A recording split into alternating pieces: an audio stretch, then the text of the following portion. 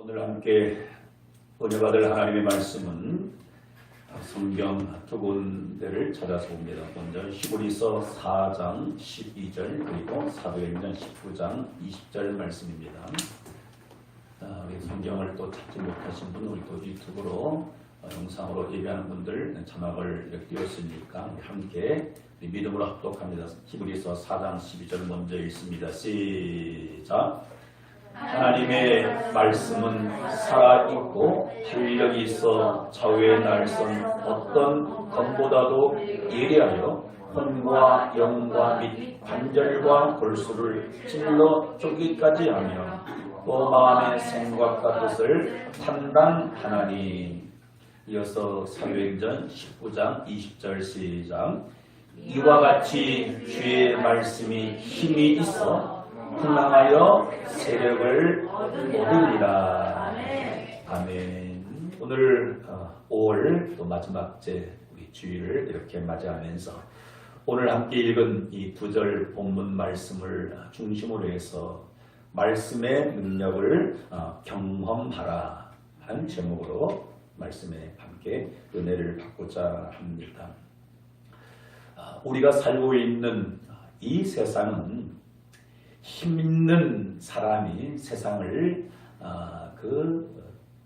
다스리고 이끌고 나아갑니다. 전 세계를 지금 주도해 나가는 나라는 누가 뭐라 한다 할지라도 초강대국인 미국이 아니겠습니까? 그래서 미국의 영향을 받지 않는 나라는 한 나라도 없는 것 같습니다. 우리나라는 절대적으로 미국의 영향을 받게 되어지고요. 미국이 왜 그렇게 전 세계를 주름잡고 리드해 나가는 그런 초인류 국가가 되었습니까? 다른 그 무엇보다도 막강한 힘이 있기 때문인 거죠. 도대체 미국은 어떤 힘이 정말로 큽니까? 많은 부분들을 말씀드리겠지만 단 두 가지를 말씀드리면 그 하나는 국방력입니다. 이 국방력이 세계의 최고입니다. 그래서 미국의 군사력은 정말로 상상을 초월하지 않겠습니까? 글쎄요, 정확하게 핵무기가 몇 개나 있는 건 모르겠어요.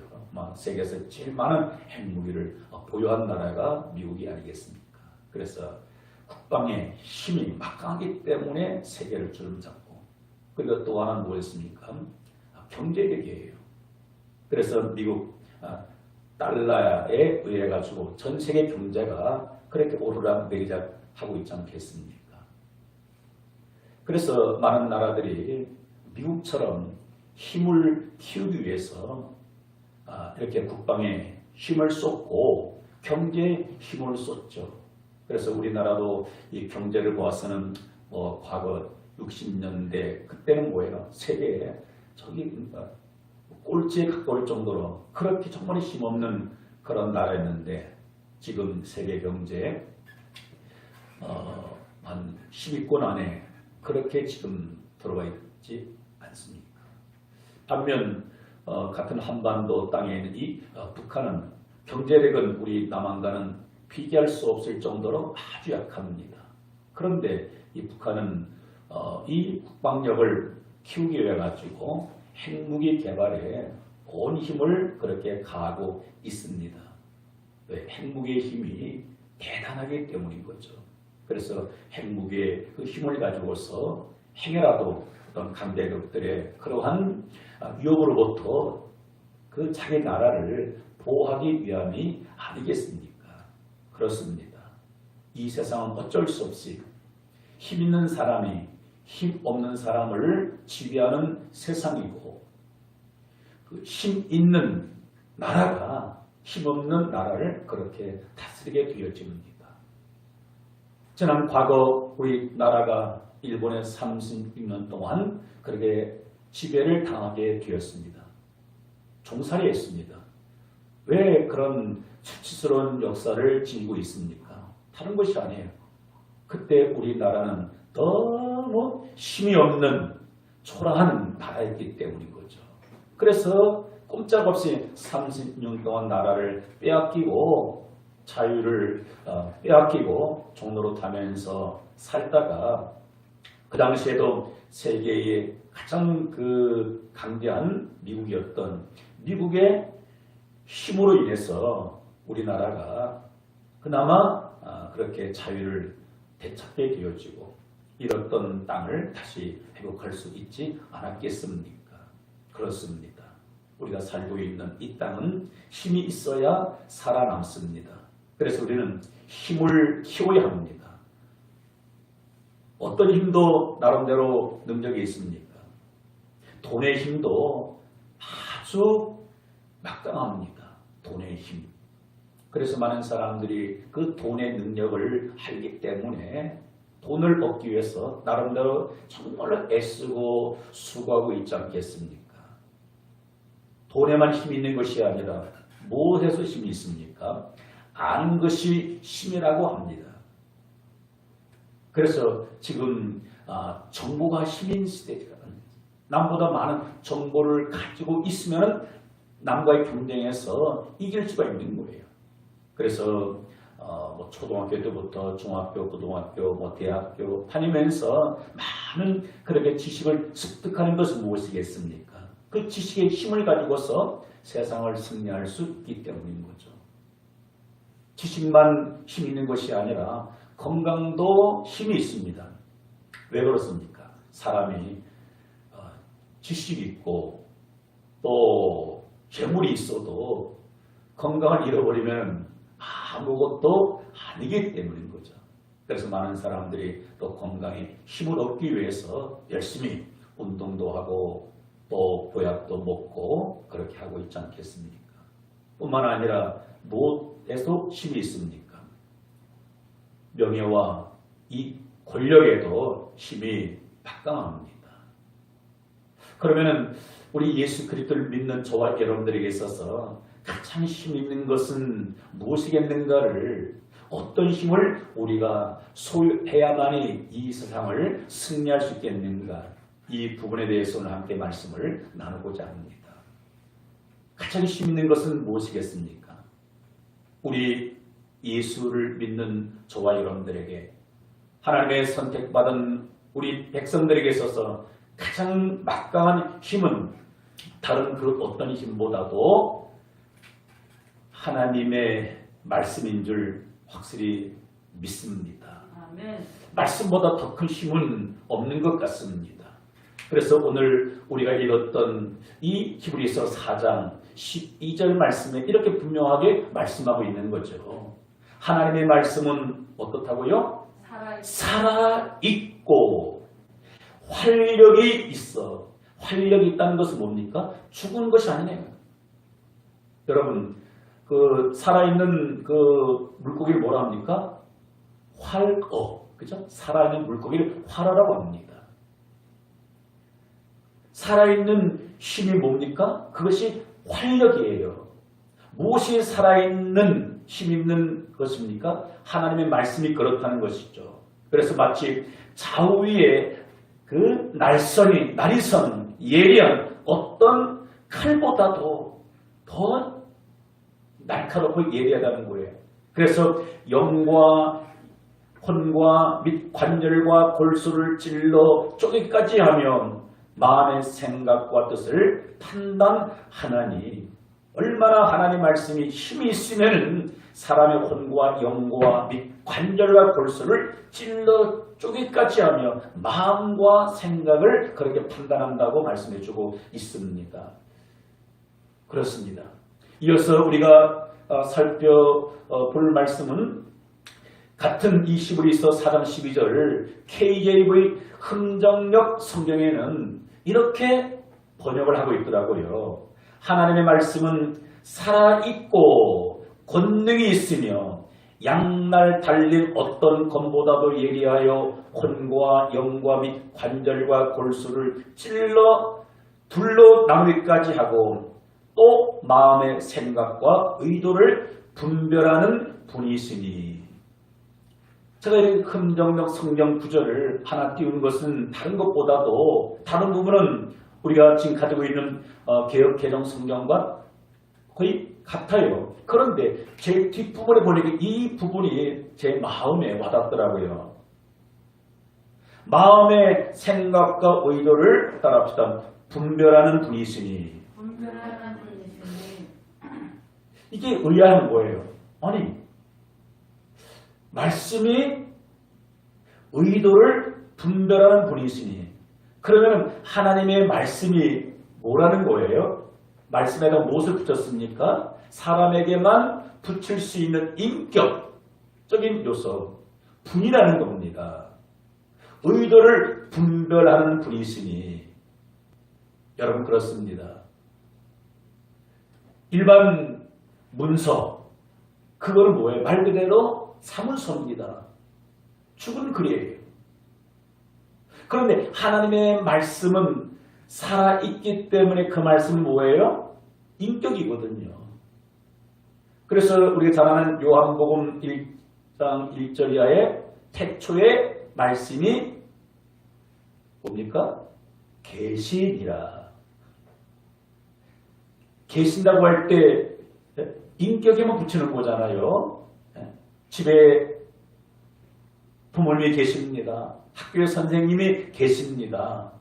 그런데 요한복음 1장 1절에 태초에 말씀이 계십니다. 어떤 뜻입니까? 따라서 하나님의 말씀은 인격입니다. 다시 말하면 말씀이 곧 하나님 자신이라는 거예요. 그래서 생각과 의도를 분별하는 분이 있으니, 그래서 세상 그 어떤 것보다도 더 힘이 있고 초자연적인 능력을 가지고 있는 것이 하나님의 말씀이라는 사실을 우리가 믿고 받아들여야 합니다. 그 다음에 읽었던 두 번째 본문 사도행전 19장 20절에서는 이렇게 말씀해 주고 있는데 너무 이렇게 중요한 말씀인 거죠. 같이 믿음으로 고백합시다. 이와 같이 주의 말씀이 힘이 있어 흥망하여 세력을 얻으리라. 이와 같이 말씀이 있어.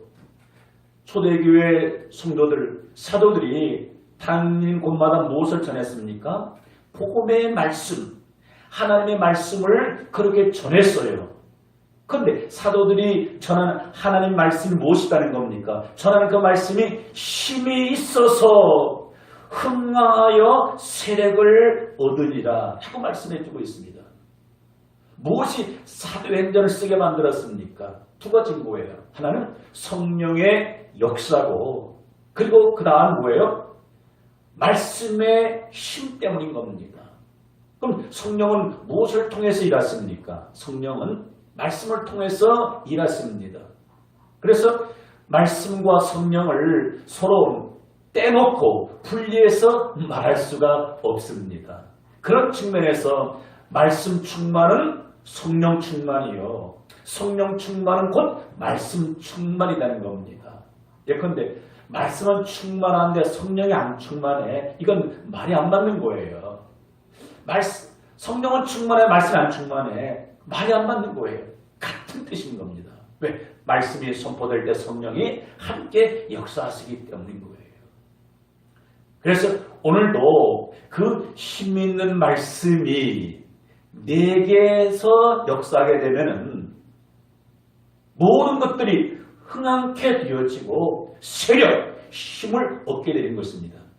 내가 흥황케 하는 것이 아니라, 내가 세력을 얻게 되는 것이 아니라 힘 있는 그 말씀 때문이라는 것을 오늘 이 성경은 우리에게 분명하게 말씀해 주고 있습니다. 사랑하는 성도 여러분, 그러면 왜 하나님의 말씀이 이렇게 힘 있는 말씀인가를 성경을 통해서 우리는 또 찾아볼 수 있는데, 그 이유가 무엇이겠습니까? 다른 것이 아니라 가장 권세가 큰 하나님의 말씀이기 때문인 겁니다. 여러분, 세상의 그 권세자들의 말도 참 능력이 있습니다. 현재 우리 대한민국 5천만 명이 넘는 사람들이 이 대한민국 남한 땅에 살고 있습니다. 그 중에 저와 여러분들도 한 사람입니다. 그 5천만 명이 넘는 모든 사람들이 말을 할 때 나름대로 그 말에는 능력이 있습니다. 그러나 5천만 명 중에서 가장 큰 권세 있는 말은 누구의 말이겠습니까? 그래도 현 대통령의 말이 제일 큰 권위가 있습니다. 그 권위를 가지고서 8월 15일 교도소에 수감되어 있는 모범 그렇게 수감자들 1,000명, 5,000명 풀어주시오 하면은 그 말에 힘이 있기 때문에 어떻게 됩니까? 풀어줄 수밖에 없습니다. 왜? 법에서 그 대통령에게 권한을 부여해 주었기 때문인 거죠. 여러분, 한 나라의 대통령의 그 말도 그렇게 힘이 있습니다. 근데 그 힘 있는 말의 기간은 언제입니까? 5년밖에 되질 않습니다. 5년이 지나서 대통령 자리에서 내려와가지고 그 역대 대통령 아무리 큰 말을 한다 할지라도 개미새끼 한 마리 움직일 수가 없습니다. 그래서 과거 우리나라 역사 속에서 수많은 왕들이 있었지 않겠습니까? 옛날 왕들이 말하면 그것이 곧 뭡니까? 법인 거예요. 그래서 왕이 죽으라면은 죽고 하는 겁니다. 그래서 왕의 말에는 사람을 죽이기도 하고 살리기도 합니다. 그런데 우리가 믿는 하나님은 어떤 분이십니까? 이 지구만 창조한 것이 아니라 온 헤아릴 수 없는 크기를 상상할 수 없는 이 우주 만물을 창조하신 분이 하나님이시고 그 하나님은 왕 중에 왕이십니다. 그 왕의 권세는 대단한 겁니다. 그 하나님은 예전에도 왕이고 지금도 왕이고 세세뭉토록 그분은 우리의 왕이십니다. 그래서 왕의 말씀이기 때문에 하나님의 말씀은 가장 강력한 힘이 있는 줄 믿습니다. 할렐루야. 그리고 왜 하나님의 말씀이 가장 큰 힘이 있습니까? 그 이유인즉 따라합시다. 하나님의 말씀은 영원히 살아있기 때문입니다. 어제도 그 하나님의 말씀은 살아있고 오늘도 살아있고 내일도 살아있고 영원토록 살아있는 말씀이기 때문에 하나님의 말씀이 가장 힘이 있고 그러면은 좀 더 구체적으로 정말로 하나님의 말씀의 힘이 있는 증거가 무엇인가를 우리는 성경을 통해서 몇 군데 찾아볼 수 있습니다. 창세기 1장 3절 말씀하니까 하나님이 이르시되 빛이 있으라 하시매 빛이 있었고 하나님의 말씀이 힘이 있는 증거는 바로 이것입니다. 그 말씀이 힘이 있으므로 무엇을 창조하셨습니까? 천지 만물을 창조하셨습니다. 이것이 하나님의 말씀에 힘이 있는 증거예요. 말씀으로 천지 만물을 창조하셨습니다. 지금도 그 하나님의 말씀을 우리가 힘있게 되면은 어떤 역사를 합니까? 새로운 창조의 역사가 일어나게 되어지는 겁니다. 하나님의 말씀을 통해서 내가 힘을 공급받게 되면은 그 힘을 가지고서 없던 것을 잊게 하고 죽은 사람을 살리기도 하게 되는 거죠. 뿐만 아니라 그 하나님의 말씀이 살아있는 증거 중에 하나는 무엇이겠습니까? 바로 그 말씀이 힘이 있으므로 사람을 거듭나게 하고 구원시킨다는 놀라운 사실인 거죠. 그래서 우리가 잘 아는 베드로전서 1장 23절 이와 같은 말씀이 있습니다. 너희가 거듭난 것은 썩어질수록 된 것이 아니요 썩지 아니할수록 된 것이니 살아있고 항상 있는 하나님의 말씀으로 되었느니라. 저와 여러분들이 어떻게 거듭났고 어떻게 구원받게 되었냐고요. 어떤 힘으로 어떤 능력으로 우리가 거듭나고 구원받았습니까? 다른 것이 아니에요. 항상 있는 하나님의 말씀으로 되었느니라 하고 말씀해주고 있습니다. 여러분, 진정한 능력, 바로 힘은 무엇이겠습니까? 살리는 것이 힘인 거예요. 여러분, 자, 물리적인 힘을 예를 들어 볼 때는, 자, 병원에서 사람을 치료하는 의사가 있고, 남의 것을 강탈해서 먹고 사는 강도가 있습니다. 육체적인 물리적인 힘을 비교하게 되면 의사하고 그 강도하고 누가 더 힘이 셉니까? 누가 힘이 세요? 이거 물어보러 말하죠, 일반적으로. 남의 것을 그래 육체적인 폭력을 가해서 남의 것을 강탈하는 강도가 힘이 더 있습니다. 의사는 맨날 공부하고 뭐 연구만 한다고 해서 육체적인 파워 힘은 없어요. 그래서 1대1로 서로 싸우게 되면은 피할 수밖에 없어요. 여러분, 사람을 그렇게 폭력을 해서 상대방을 넘어뜨리고 빼앗는 것은 그거는 그 무력은 그건 진정한 힘이 아닙니다. 그건 비겁한 힘인 거예요. 그럼 참된 힘은 무엇이겠습니까? 사람을 넘어뜨리고 빼앗기는 그것이 아니라 사람을 살리는 것이 힘인 거죠. 그러면 의사가 하는 일은 무엇이겠습니까? 의사가 하는 일은 몸이 병들고 또 그 병이 심해서 지금 죽어가 있어요.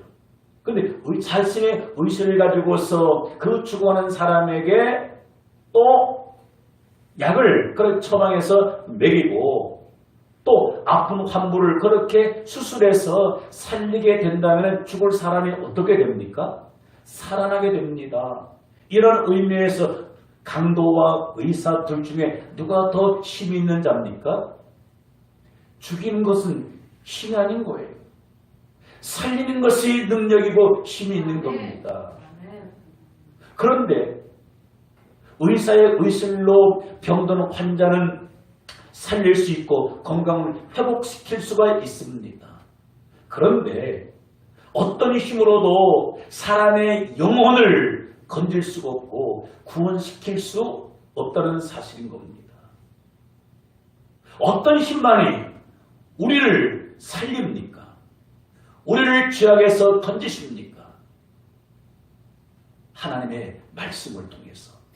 그래서 너희가 거듭난 것이 썩어질수록 된 것이 아니라 항상 있는 하나님의 말씀으로 되었느니라 하고 말씀해 주고 있습니다. 그래서 살리는 것은 영이니 육은 무익하니라. 육적인 요소를 가지고서는 사람의 영혼을 회복시키고 살릴 수가 없습니다. 시편 19편 7절에서는 여호와의 율법은 완전하여 따라서 영혼을 소성시키며 말씀이 완전하는 것은 뭐예요? 하나님 말씀은 정말로 완벽하고 흠이 없고 힘이 있어서 사람의 영혼을 소생시킨다. 사람의 영혼을 살리는 거예요. 그래서 이런 것들을 볼 때 그 말씀이 힘이 있다는 것을 우리는 분명하게 알 수가 있습니다. 그래서 하나님의 말씀은 영육 간의 모든 것들을 살리고 회복시켜요. 마르다 마리아의 오라버니 나사로가 그렇게 이제 병이 들어서 안타깝게도 죽게 되었습니다. 그런데 예수님께서 그 나사로의 무덤 앞에 가서 하신 일은 무엇이겠습니까? 무덤을 가리고 있는 돌을 굴리라는 거예요. 그리고는 그 죽어있는 그 나사로를 향하여서 뭐라고 말씀하십니까? 나사로야 나오라. 즉 무엇이 그 죽은 나사로에게 전해지는 것입니까? 예수님은 하나님 자신이 말씀이 그 죽은 나사로에게 전해지니까 그 죽은 나사로가 어떻게 살아서 나오게 되는 겁니다. 그래서 하나님의 말씀은 뭐예요? 사람의 영과 육을, 영육간의 모든 것들을 새롭게 하고 강건케 하는 줄 믿습니다. 여러분 그렇습니다. 살리는 것은 영인 거예요. 여러분 원자폭탄은 어떤 무기입니까? 원자폭탄은 살상 무기입니다. 엄청난 살상 무기예요. 핵폭탄이 터지게 되면 한두 명이 아니라 수백 명이 아니라 한 번에 수십만 명이 그렇게 목숨을 잃게 되는 거예요. 근데 진정한 의미에서 핵폭탄은 그거는 힘이 아닙니다. 사람을 죽이는 거예요. 사람을 살리는 것은 뭡니까? 말씀이고 하나님의 사랑인 거예요. 여러분 무력이 힘이 아니라 사랑의 힘이에요. 그래서 가장 힘 있는 것이 하나님의 말씀. 하나님께서 우리를 사랑하셔서 그 말씀으로 우리를 살려주신 줄 믿습니다.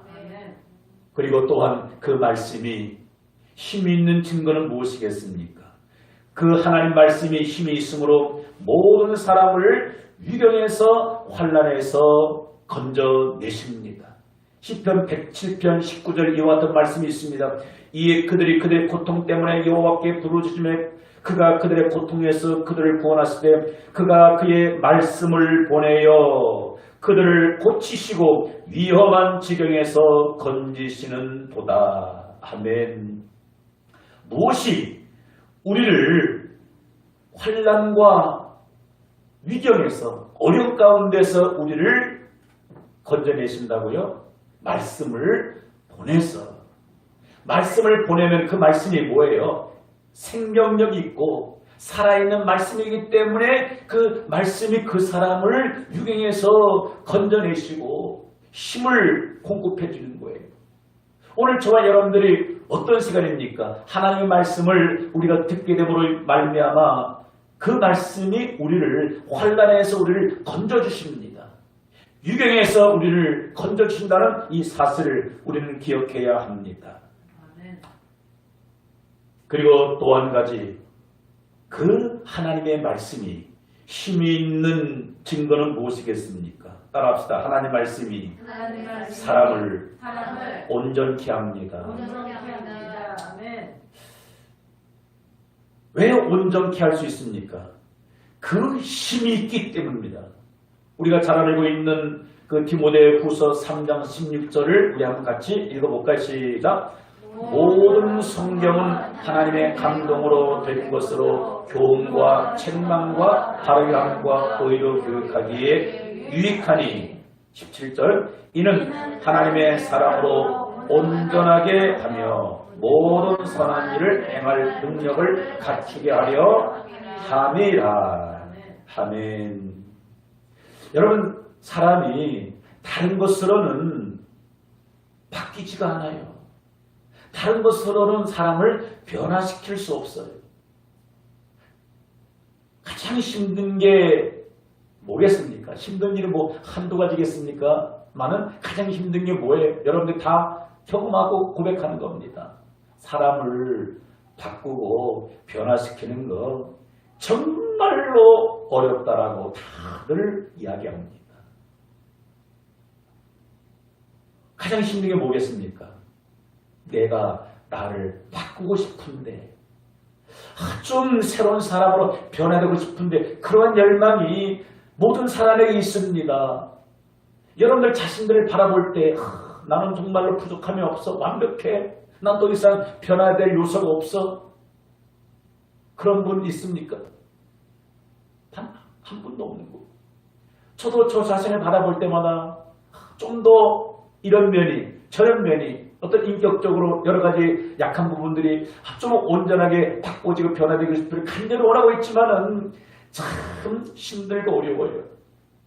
그러니까 자기가 자기 자신을 그렇게 변화시키고 바꾸는 것도 하늘의 별따기나처럼 어렵고 정말로 힘든데 누구는 더 어렵겠습니까? 남을 바꾸고 변화시키는 것은 정말 이거는요 하늘의 별이 아니라 그보다 더 어려울 수가 있어요. 쉬울 것 같은데 안 됩니다. 그렇잖아요.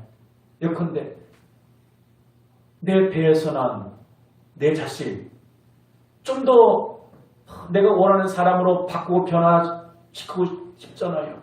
그런데 과거에 다 애쓰고 노력해봤지만은 됩니까? 됩니까? 안 됩니까? 남처럼 안 되세요?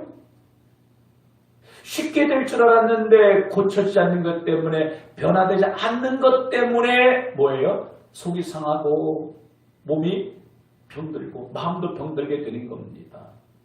그래서 부모의 그 주름살이 누구 때문에 생기는 겁니까? 자식을 물론 양육시키는 것 때문에도 그렇게 주름살이 생기지만 좀 더 사람답게 좀 더 훌륭한 인격자로 바꾸어 보려고 씨름하다가 결국은 사람이 늙게 되는 것이고 몸에 병을 얻고 그렇게 된 것 아니겠습니까? 심지어는 매일 결혼한 부부들은 누구와 다투고 싸웁니까? 부부는 일심동체 한 몸이라고 하지 않겠습니까? 부부가 각각 서로 만나서 살면서 무엇이 보입니까? 처음 연애할 때는 신혼 때는 무엇이 전혀 안 보여요? 그 사람의 단점은 단 1%도 보이지를 않습니다. 교제할 때는 연애할 때는 뭐예요? 단점도 매력 포인트로 보여요. 말을 못하는 것도 키가 작은 것도 혹은 키가 큰 것도 그것도 매력으로 보이는 거예요. 실수하는 것도 너무 귀엽게 보입니다. 마치 어린 갓난아기가 하는 행동이 다 예쁘게 보이는 것처럼 처음에 어떤 이성적인 사랑에 빠지게 되면은요 미운 면이 없어요. 다 예뻐 보여요. 그런데 막상 부부가 만나서 함께 가정생활하면서 살다가 보면은 무엇이 눈에 들어옵니까? 단점이 눈에 들어와요. 고칠 것이 보여지는 거예요. 그래서 그때부터 어떻게 합니까? 왜 싸웁니까?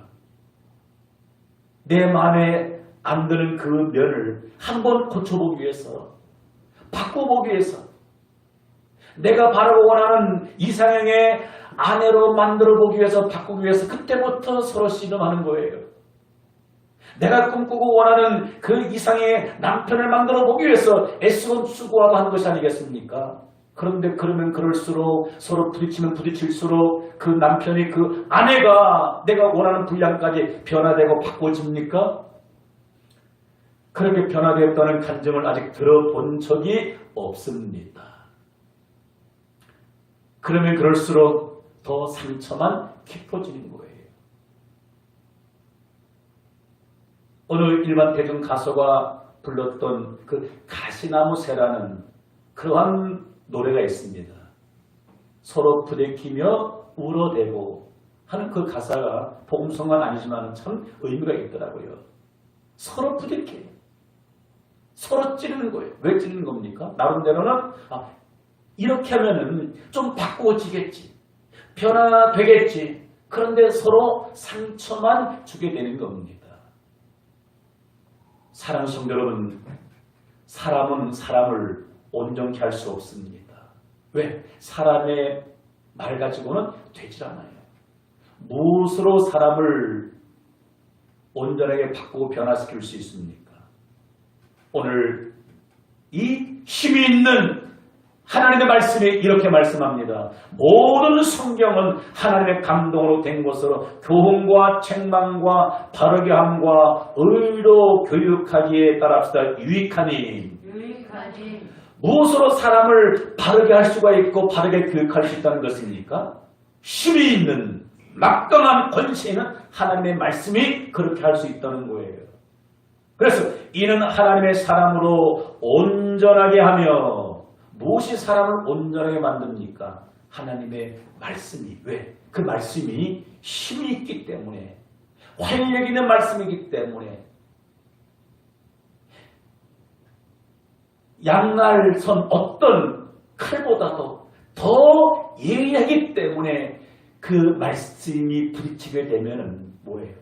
깨지게 되어지고 바꾸고 변화되게 되는 거예요. 온전하게 하며 선한 일을 행할 능력을 갖추게 하려 합니다. 무엇이 선한 사람으로 우리를 바꾸는 능력이 있습니까? 권세 있는 힘 있는 하나님의 말씀인 거예요. 그래서 저도 이 말씀을 깊이 묵상하면서 아직도 부족한 면이 너무너무 많다는 것을 그렇게 느껴져요. 내가 이렇게 들어가면서도 늘 부족해요. 그러나 그래도 요만큼이나마 이렇게 변화되고 바꿔진 것은 누구의 은혜입니까? 깨닫고 보니까 나의 나된 것은 하나님의 은혜로라. 누군가 저에게 잔소리를 통해서 제가 바꾸지 않았어요. 아마 저처럼 아마 그 잔소리를 많이 들었던 사람이 있을까 싶을 정도로 어렸을 때부터 정말로 많이 들었어요. 아내와 결혼해서 30년 이상 살면서 정말로 그 아내한테 들었던 잔소리를 아마 메모한다면 이 성경 66권보다도 더 두꺼울 정도로 더 양이 많을 거예요. 그런데 나를 바꾸질 못하더라고요. 그런데 언제부턴가 하나님께서 은혜 주셔서 말씀을 가까이 해석하면서 그 말씀을 한도, 두도, 세도, 네도, 10도, 20도 반복해서 하면 할수록 그 말씀이 저를 찔러요. 약한. 뭐가 잘못된 건가?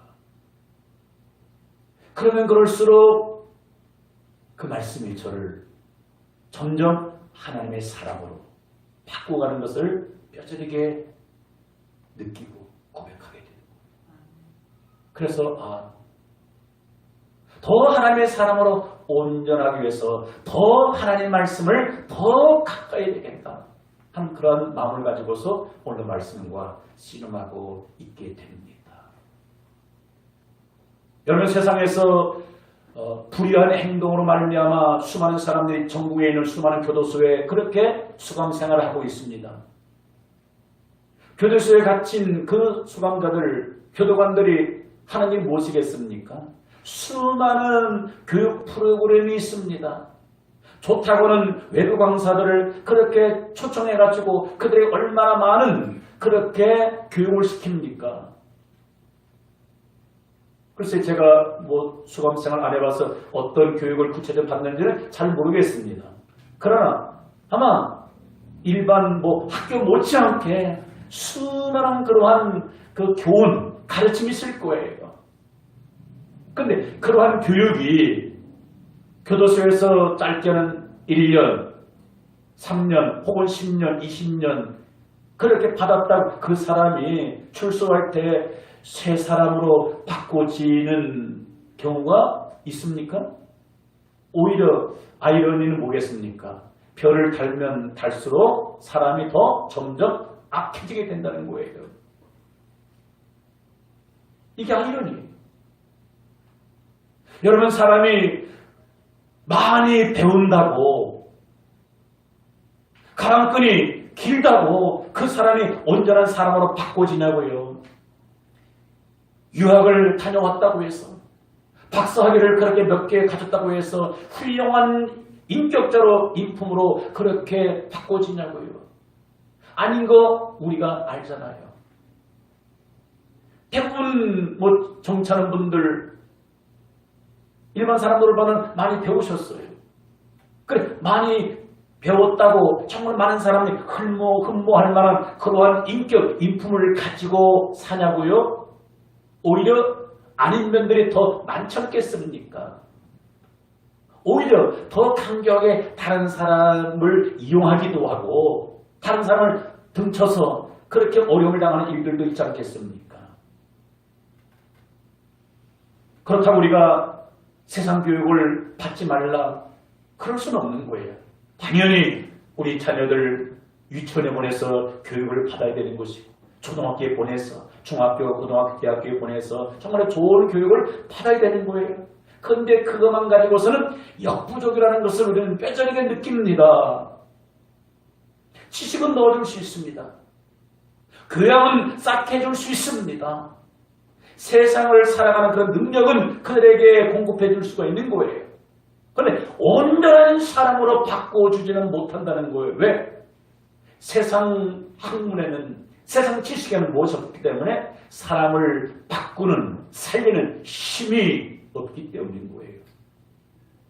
무엇만이 사람을 온전케 하며 바르게 하고 하나님의 사람을 온전케 할 수 있습니까? 오직 하나님의 감동으로 기록된 하나님의 생명의 말씀만이 그렇게 바꾸어 나가는 줄 믿습니다. 할렐루야. 사랑하는 성도 여러분, 그렇다고 한다면 저와 여러분들은 매일매일의 삶 가운데서 무엇을 우리가 얻기 위해서 나름대로 최선을 다해야 합니까? 힘을 키워야 되는 거예요. 힘. 그럼 어떤 힘이 가장 강력한 최고의 힘이라고 말씀을 지금까지 드렸습니까? 말씀의 힘인 거예요. 말씀의 힘. 다른 것도 힘이 돼요.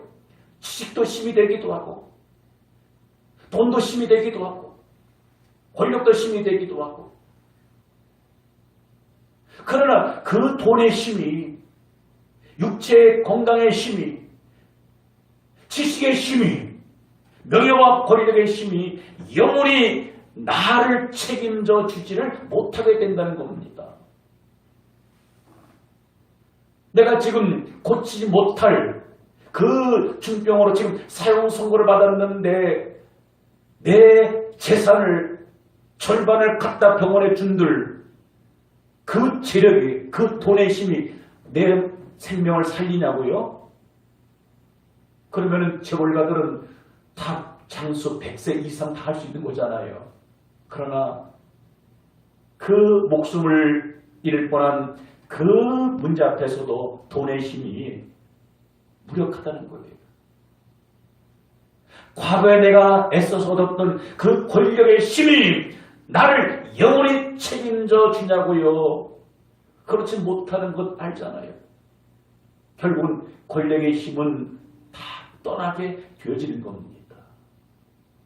그래서 많은 사람들이 여기에 쏟고 있습니다. 그것이 내 인생을 영원히 책임질 줄 알고 그 힘을 키우기에 나름대로 애를 쓰고 있습니다.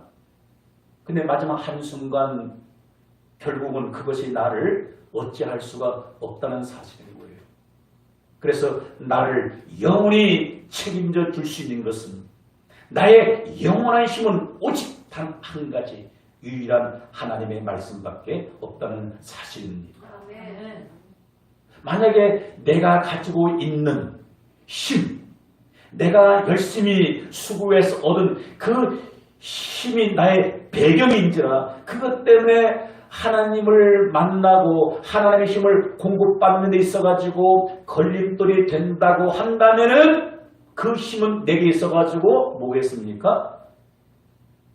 복이 아니라 화가 될 수도 있지 않겠습니까? 아는 것이 힘인지라 많은 지식을 쌓았어. 너무 많이 알았어. 너무 많이 아는 것 때문에 내 머릿속에 보이지 않는 하나님 거부감이 들어요. 야, 보이지 않는 하나님 있긴 뭐가 있어. 수십 년 동안 그렇게 지식을 머릿속에 쌓아놓은 그 지식이 하나님을 아는 지식을 가로막아요. 그래서 하나님 없다고 합니다. 하나님 믿는데 그 지식이 방해 장애물이 되어져요. 그럼 그 지금까지 힘인 줄 알고 쌓아왔던 그 지식은 자기에게 복이 아니라 치명적인 화가 되는 겁니다. 차라리 이럴 바에야 일자무식이 나을 수도 있지 않겠습니까? 물론 많은 지식을 가지고서도 하나님을 정말로 겸손하게 받아들고 믿는 그러한 지식인들, 과학자들도 없잖아 있긴 합니다. 그런데 대다수의 그런 지식인들이 자기 머리를 믿어요. 보이지 않는 하나님을 믿지 않습니다. 주님이 그렇게 말씀하신 적이 있습니다. 부자에 대해서 예수님이 안 좋은 감정이 있으신가? 부자가 어디 들어가기는 하나님 나라 들어가기는 마치 낙타가 바늘구멍으로 들어가는 것보다 어떠네? 더 어렵다는 거예요. 이 말은 뭡니까? 부자가 하나님 나라 들어가지 못하는 거 아니에요. 부자라도 얼마든지 겸손하게 그것을 내려놓고 예수 믿고 하면은요, 하나님 은혜로 구원받고 천국 가게 되어집니다. 여러분, 재물이 내가 인생을 승리할 수 있는 힘을 알고 수십 년, 60년, 70년 그것을 얻기 위해서 최선을 다했는데 재물이 많은 것 때문에 결국은 그것이 장애물이 되어서 하나님을 만나지 못하고 믿지 못하게 된다면 내가 애써서 수고한 그 재물은 내게 있어가지고 축복이 아니라 재앙이 될 수도 있지 않겠습니까? 어느 날 한 부자 청년이 예수님께 나왔습니다. 예수님께 그렇게 묻습니다. 예수님, 내가 무엇을 해야 영생을 얻을 수 있겠습니까? 내가 어떻게 해야 생명을 얻을 수 있겠습니까? 내가 어떻게 하면 나도 쉽게 말하면 천국 들어갈 수 있겠습니까? 그런 질문 아니겠습니까? 그런데 예수님께서 그 부자 청년에게 이야기합니다. 내가 온전하가 될진데 내 소유를 팔아서 나눠주라는 거예요. 그런데 그 말씀을 듣고 그 청년은 뭐예요? 근심하면서 돌아갈 수밖에 없어. 무엇은 해결할 수 없었습니까? 영생의 문제. 예수님 앞에 나왔음 불구하고 예수님을 만났음 불구하고 영생을 얻지 못했던 가장 불쌍한 인간으로 인생이 끝나지 않았겠습니까? 그러면은 그 부자 청년은 부자였던 그것이 그에게서는 뭐예요? 복입니까? 화입니까? 화가 아니겠습니까? 누가복음 16장에 두 사람이 나오고 있습니다. 한 사람은 매일 그렇게 호로이 잔치하면서 먹었던 한 부자, 그리고 한 사람은 그 부자 때문에 늘 구걸하던 한 거지 이야기가 나옵니다. 그 거지는 거지가 되고 싶어서 거지가 됐던 것은 아니에요. 나름대로 자기도 한번 열심히 살아서 사업에 또 승리해보기 위해서 애를 썼겠죠. 근데 하는 일마다 다 실패해가지고 그냥 남에게 구걸하는 거짓 신사가 되었습니다. 근데 어쩌다가 그냥 또 복음을 받게 되어지고 예수를 믿게 되었습니다. 근데 그 부자는 너무 많은 부여함 때문에 누가 전도해도 복음을 전해도 받아들이지 않았어요. 근데 동시에 한 날 죽게 되었습니다. 가난한 부자는 가난한 거진 죽어서 천사의 손에 받들려 아브라함의 천국에 들어가게 되어지고, 부자로 살았던 홍포 입은 그 부자는 죽어서 음부의 뜨거운 불 속에 들어가서 고통스럽게 살아가게 되어집니다. 그럼 그 부자에게서 무엇이 화였습니까? 많은 재물이 그에게서는 화가 아니었겠습니까? 여러분, 오늘 여러분들이 이 말씀을 정말로 내 말씀으로 받으시기 바랍니다. 사랑하는 성도 여러분, 그래서 저와 여러분들을 살리는 것은 다른 그 어떤 것이 아니라 하나님의 말씀인 줄 믿습니다. 그래서 우리는 세상을 살아가면서 다른 그 어떤 것보다도 하나님의 말씀, 그것을 우리가 소유해야 합니다. 그러기 위해서는 다른 그 어떤 것보다도 가장 사모해야 할 것이 있다면 따라합시다. 다른 그 어떤 것보다도 하나님 말씀을 간절히 사모해야 합니다. 할렐루야. 간절히 사모해야 되는 거예요. 베드로전서 2장에서는 갓난 아이들과 같이 신령한 젖을 사모하라. 여러분, 갓난 아이, 갓 태어난 아이는요, 다른 거 사모하잖아요. 그냥 하루 종일 젖만 사모해요. 아침에 우리 사위한테 물어봤어요. 아기가 몇 시간마다 젖다며 하니까 2시간마다 자다가 깬대요. 그러면 2시간마다 젖을 물린대요. 뭘 사 먹기 때문에. 그 생명도 내가 젖을 먹어야 살아야 된다는 거예요. 그래서 잠자는 것도 포기하고 2시간마다 깨는 거예요. 왜? 먹어야 산다. 그것이 어린 갓난아이의 본능이 아니겠습니까? 영적으로 거듭난 우리 크리스찬의 본능은 무엇이 아닙니까?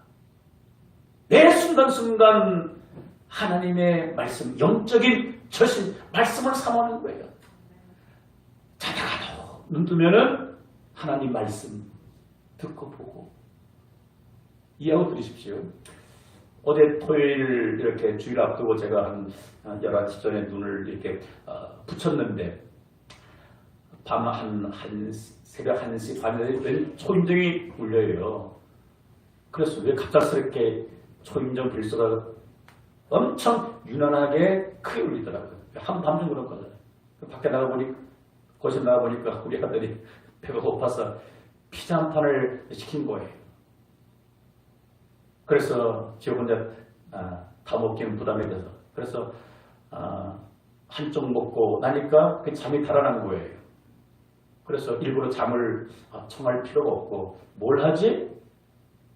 텔레비를 봐, 뭐 스마트폰을 봐, 뭐 게임을 봐. 아니지. 왜 하나님께서 초인종 벨을 울려서 내 잠을 깨웠을까? 또 성경 붙잡는 거예요. 그래서 그 새벽 1시 반경에 또 1시간 정도 성경 30페이지를 또 듣고 읽습니다. 자다가 눈 뜨니까. 또 그러다가 또 아침에 눈을 떴어요. 뭐 합니까? 또 1시간 성경 읽고 또 듣는 거예요. 여러분, 그래서 거듭난 영적 크리스찬은 눈만 뜨면 뭡니까? 말씀인 거예요. 그 힘을 공급받지 않고서 우리가 살아갈 수 없는 거예요. 제가 어제 저녁에 그 말씀의 힘을 공급받지 않았으면 또 오늘 아침에 말씀의 힘을 공급받지 않았으면 이런 상황 속에서 생명의 말씀을 여러분들에게 전해서 여러분들의 영혼을 살리고 회복시킬 수 있겠습니까? 그럴 수가 없는 거예요. 말씀의 힘이 있다 보니까 어떤 상황에서 좌로나 우로나 흔들리지 않게 되는 거예요. 그래서 오늘따라 보니까 평소에 또 잘 예배 참석하시는 분들도 몇 분 또 이렇게 빠지셨어요. 예전 같으면은 저도 멀미할 거예요. 오늘 이렇게 성도들이 또 나올 분들이 못 나오셨는가? 그래서 제가 마음이 왔다 갔다 할 거예요. 그런데 제가 중심을 잡았어요. 어떤 것 때문입니까? 어떤 것 때문에 성도들 그 예배당 출석 수에 영향을 받지 않냐고 흔들리지 않습니까? 어떤 힘이 내 안에 있기 때문인 거예요. 하나님 말씀의 힘이 중심이다 보니까 환경에 멀미하지 않고 흔들리지 않냐고 그냥 말씀을 여러분들에게 증거하게 되어지는 겁니다. 그래서 여러분 우리가 살아가면서 우리가 바라보고 사모할 것 참 많습니다.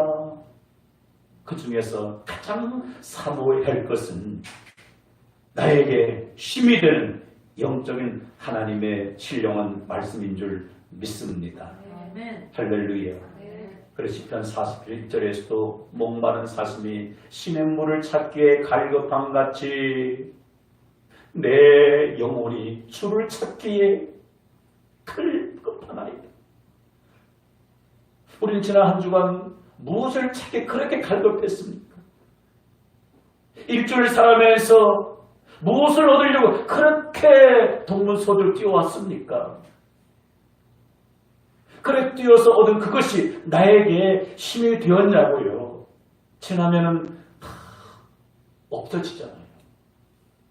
그래서 목마른 사슴은 다른 것보다도 신의 물을 찾기 위해 사모하며 갈급하고 그곳을 향해서 전력 질주하듯이 우리는 하나님의 말씀이 있는 곳에 말씀이 들려지는 현장으로 우리는 날마다 나가야 할 줄 믿습니다. 그리고 그 다음에는 따라합시다. 그 힘있는 말씀을 내 안에 가득 채워야 합니다. 오늘 편하게 말씀 받으십시오. 오늘 에스겔 3장 3절 같이 한번 읽어보자고. 시작. 내게 이르시되 인자야 내가 내게 주는 이 두루마리를 내 배에 넣으며 내 창자에 채우라 하시기에 내가 먹으니 그것이 내 입에서 달기가 꿀 같더라. 따라합시다. 달기가 꿀 같더라. 꿀 같다는 뭐예요? 마음이 어떻다는 겁니까? 꿀처럼 행복하다는 거예요. 달콤하다는 거예요. 무엇이 우리 인생을 달콤한 인생, 아름다운 인생, 행복한 인생, 살만 나는 인생, 즐거운 인생으로 만듭니까? 여러분들 안에 무엇을 가득 채울 때 그것이 여러분의 인생을 달콤한 인생으로 바꿔줍니까? 머릿속에 지식을 한없이 마음에 채우는 것만큼 인생이 달콤한 인생으로 바꿔집니까? 꿀과 같은 인생으로 변화됩니까? 솔로몬은 전도에서 그렇게 말씀했더라고요. 많이 공부하는 것은 몸을 피곤케 하는 것이요. 공부하지 말라는 게 아니에요. 공부해야 합니다. 공부해야 돼요. 여러 종류의 지식을 쌓아야 돼요. 근데 그 쌓은 지식이 공부가 내 인생을 달콤한 인생으로 만들어주지 않는 거예요. 오히려 머리가 복잡해요. 고민 걱정 안 할 것 같지라도 오히려 고민 염려하게 되는 겁니다. 그죠? 그래서 아는 것이 많으면 뭐예요? 머리도 복잡해지는 겁니다.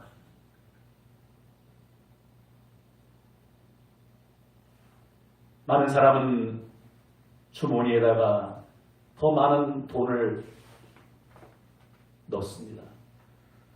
통장에다가 돈을 넣는 이 일에 올인합니다. 물론 우리는 늘 말씀하잖아요.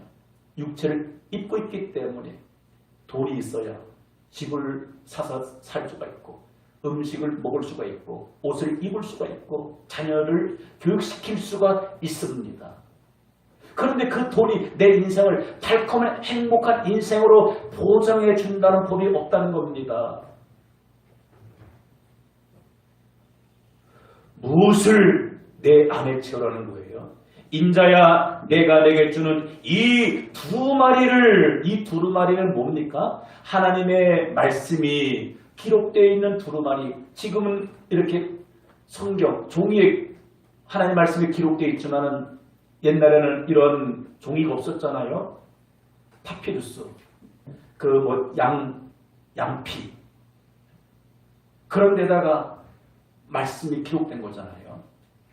우화적으로 그 말씀을 뭐예요? 내 배에 넣으며 창자에 채우라는 거예요. 이 말은 뭐겠습니까? 너 안에 하나님의 말씀을 가득 채우라는 겁니다. 그러면 그것이 뭐예요? 우리의 인생을 달콤한 인생, 아름다운 인생, 멋진 인생, 행복한 인생으로 바꿔주게 되어지고 이 땅 위에 사는 동안에도 인생이 행복하게 되어지고 훗날 눈을 감고 천국에 가서 더 아름다운 인생을 보장받게 되는 줄 믿습니다. 요한복음 2장에 보면은 예수님이 그 가나 혼인잔치에 그렇게 초대를 받아가지고 그날 이제 포도주가 모자라게 되어집니다. 그때 예수님께서 그 하인들에게 뭐라고 합니까?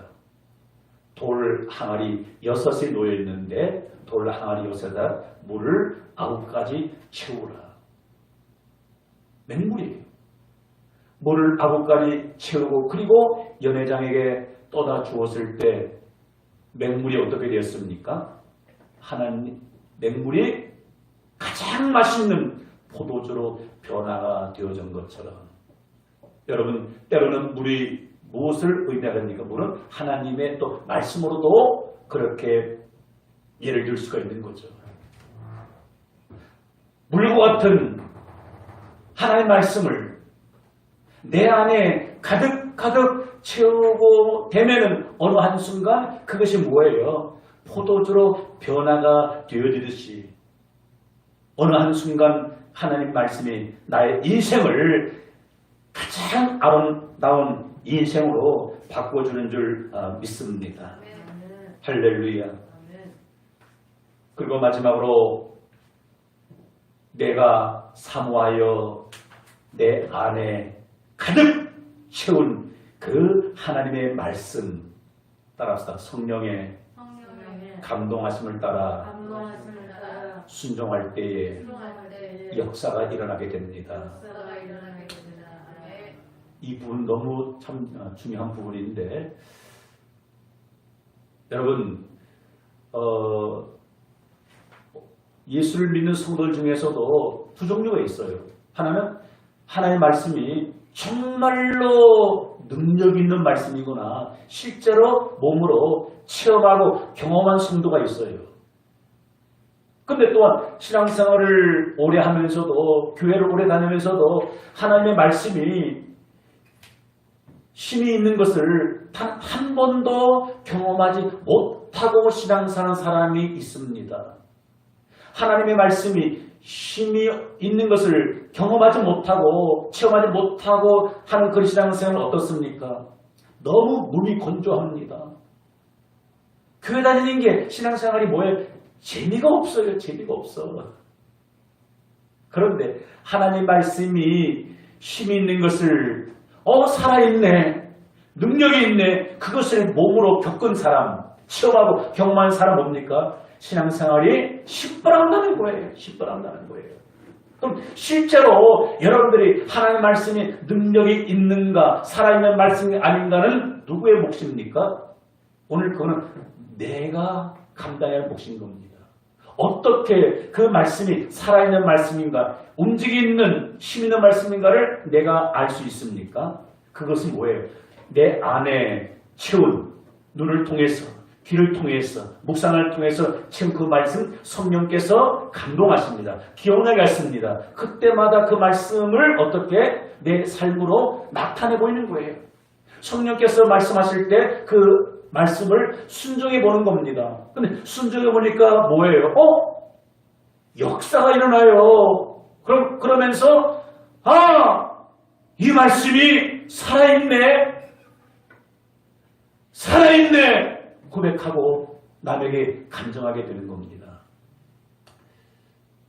저도 해마다 그 시에서 운영하는 그 주말 농장 이렇게 또 조금 분양받아가지고 여러 종류 그 씨앗을 심기도 해요. 이번에도 그 상추 씨앗을 조금 심었는데 처음 봤을 때는 이 씨앗이 살아있는 씨앗인가 죽어 있는 씨앗인가 잘 몰라요. 이 씨앗이 살아있는가 죽어 있는가는 어떻게 확인할 수 있습니까? 너무 단순합니다. 방법은. 다른 것이 없어요.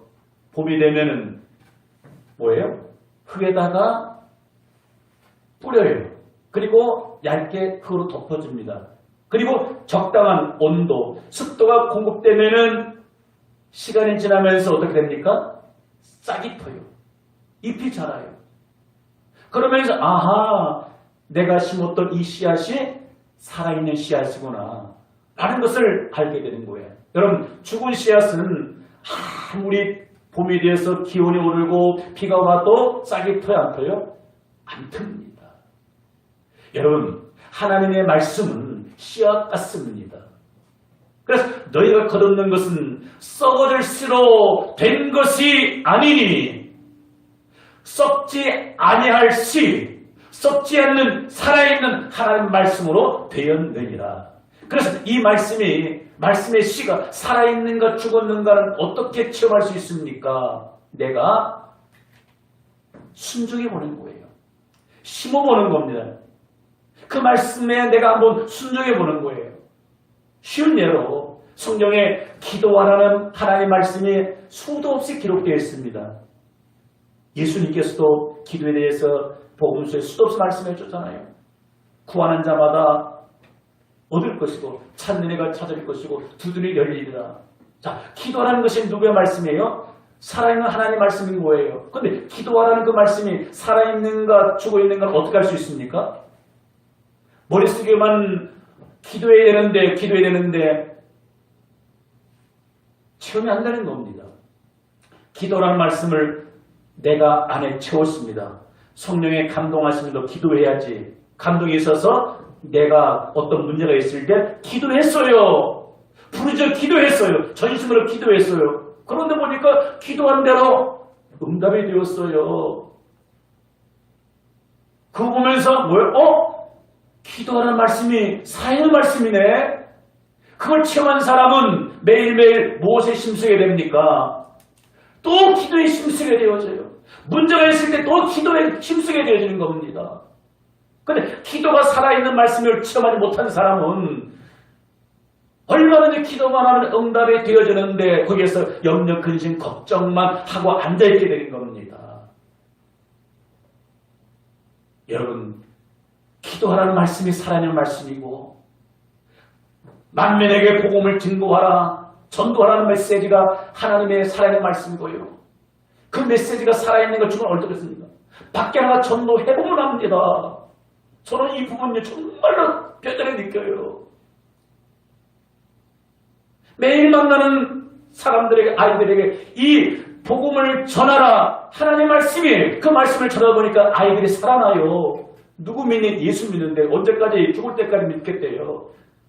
어떻게 다니니? 보백에 단 한 번도 안 나와 벗으면서도 보백에 다니는데 뭐 애들이. 오늘 죽으면 어디 가는 거는 천국 간대요. 무엇이 그를 살립니까? 제 말 잘하는 언변입니까? 제 인물입니까? 제 학력입니까? 제 재력입니까? 그것이 아닌 거예요. 복음을 전하라는 그 말씀이 내 안에 있고 감동을 따라서 만나는 사람들에게 예수 믿으라는 그 메시지가 증거되니까 아이들이 살아나게 되고, 그 아이들이 살아나고 그것만 보면서 저는 그 말씀이 살아있는 말씀임을 매일 체험하게 되는 겁니다. 그래서 체험이 많은 것만큼 뭐예요? 신앙생활이 흔들리지 아니하고 견고하게 세워져 나가게 되는 겁니다. 왜 많은 사람이 신앙생활하다가 어려운 환난이 다가오고 핍박이 다가오고 시험이 다가오면 그렇게 넘어지고 자빠지고 일어나지 못합니까? 다른 것이 아니라 힘이 없기 때문에 넘어지는 거예요. 여러분, 사람이 살아가다 나이가 들게 되면은요, 힘이 빠집니다. 기력이 세어지는 거예요. 저희 아버님도 이제 80, 예전에 80 갖고 오니까 힘이 빠지잖아요. 그래서 밤중에 일어나라고 화장실 하시다가 그냥 다리에 힘이 풀리니까 바닥에 쓰러져요. 그래서 고관절 뼈를 다쳐서 3번씩이나 수술하고 지금 요양원에 그렇게 지금 계시는데, 여러분, 젊은 사람은 잘 안 넘어져요. 혹 넘어졌어도 금방 일어나게 되는 거. 왜? 다리에 힘이 있기 때문인 거예요. 여러분, 우리가 인생을 살아가면서 우리 앞에 수많은 종류의 장애물이 있습니다. 어려움이 있습니다. 환난과 시험이 있습니다. 핍박이 다가옵니다. 그 어려움이 다가와도 말씀을 통해서 힘을 얻는 사람은 그 어려움을 이겨내고 승리하게 되어집니다. 아까 우리가 불렀던 찬송처럼 이 믿음 더욱 굳세라, 이 믿음 더욱 굳세라. 주가 지켜주십니다. 여러분, 말씀을 통해서 힘을 얻은 사람은요, 이 코로나 사태 가운데서도요, 넘어지지 않습니다. 좌로나 우로나 흔들리지 않습니다. 예배를 잃어버리지 않습니다. 생명 걸고 신앙생활을 지켜나가게 되는 거예요. 무엇이 그 말씀의 힘을 통해서. 또 우리 연약한 인생인들아, 장애물이 있을 때 자빠지고 넘어질 수 있습니다. 신이 아닌 이상 우리가 넘어질 수 있잖아요. 실수할 수 있잖아요. 그때 말씀에 힘 있는 사람 어떻게 됩니까? 오뚜기가 7번 넘어져도 8번째 일어나는 것처럼, 10번째 넘어져도 11번째 일어나는 것처럼, 하나님의 말씀을 통해 내 안에 힘이 공급된 사람은 혹 넘어진다 할지라도 어떻게 됩니까? 금방 털고 일어나게 되는 겁니다. 다시 목적지를 향해서 달려 나가게 되는 줄 믿습니다. 여러분, 우리 예수님께서 마귀에게 시험을 받았습니다. 광야에서. 어떻게 그 시험을, 핍박을 이기고 승리하셨습니까?